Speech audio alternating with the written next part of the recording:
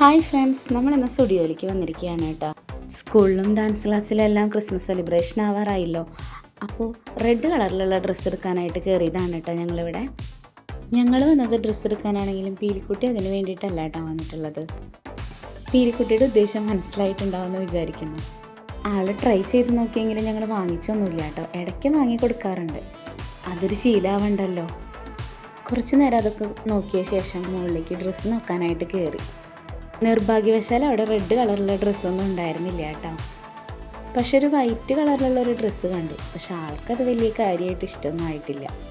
പിന്നെ ആൾ തന്നെ ഒരു ടോപ്പ് സെലക്ട് ചെയ്ത് കൊണ്ടുവന്നു കേട്ടോ. ലാസ്റ്റ് അതെടുത്ത് ഞങ്ങൾ പോയി.